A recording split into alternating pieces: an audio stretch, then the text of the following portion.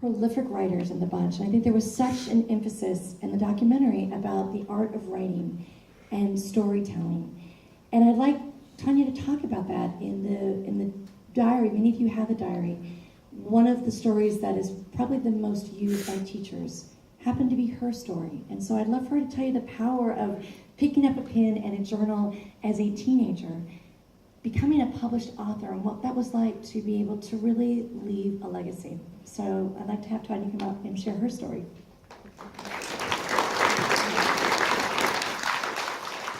When I transferred into the Freedom Writers class, I had come from the honors program at Wilson, and all I'd been told is, you won't be challenged.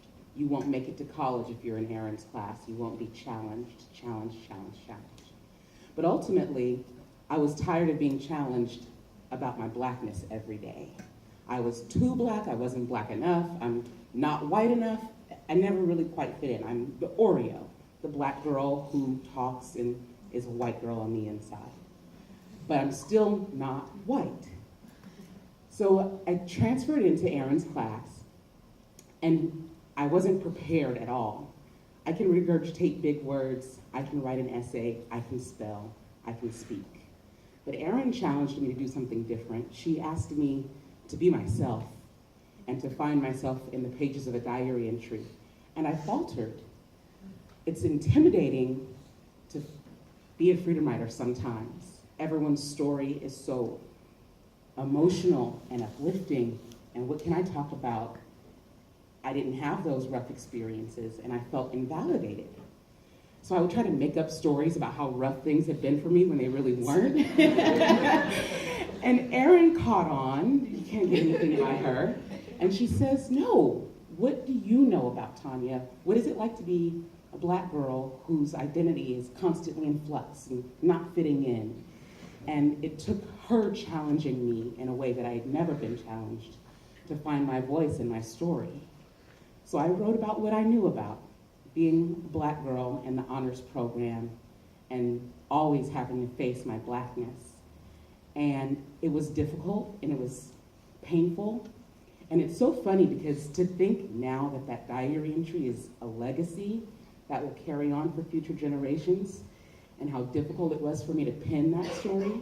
I'm very grateful to that teacher who told me those lies, because she pushed me to want to be in Erin's class. And being a freedom writer has been the greatest, most profound challenge that I've ever faced. And I'm really glad and pleased to say that I will be leaving a lasting legacy.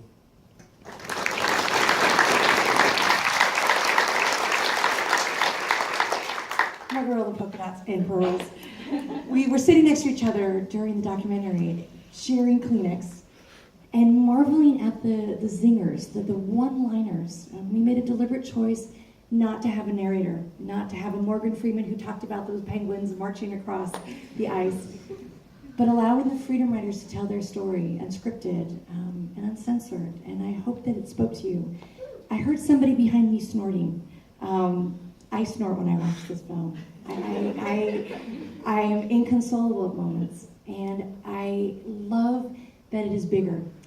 And so I'd love Tiffany to talk about what it meant to take a name that was so big.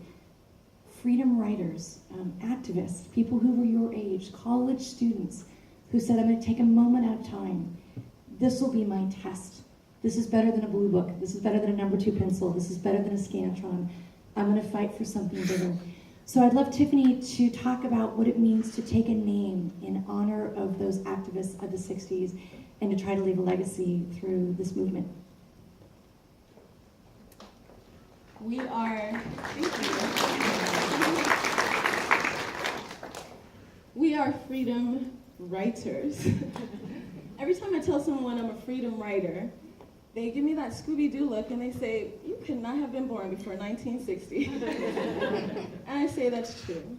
However, we did take our name from those brave men and women called the freedom writer activists who sacrificed so much for justice in a society that did not want them, yet still stood up for those who did not have a voice.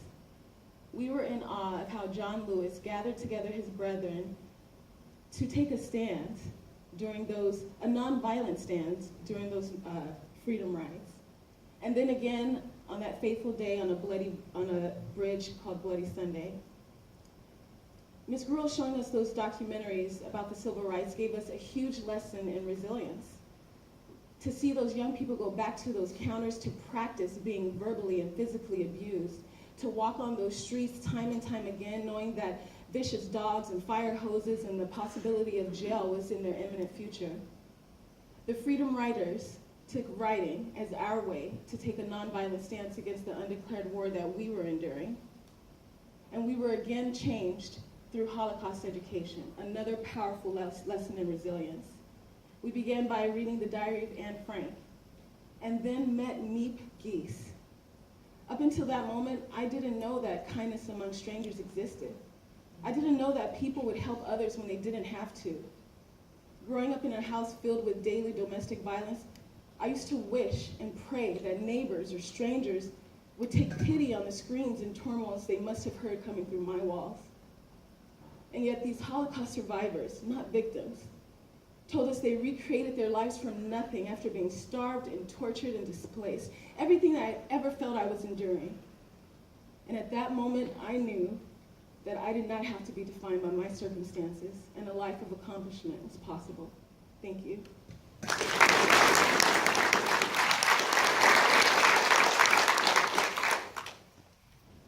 Who would have thought that people who didn't like reading and writing would become authors, and people who didn't like school would become teachers? And the most amazing thing is Daisy left in her car after grading papers today and being with a room full of special education students to be here tonight. Her students were the ones that wrote letters to our president.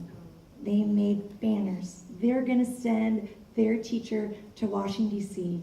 to remember them, to know with them.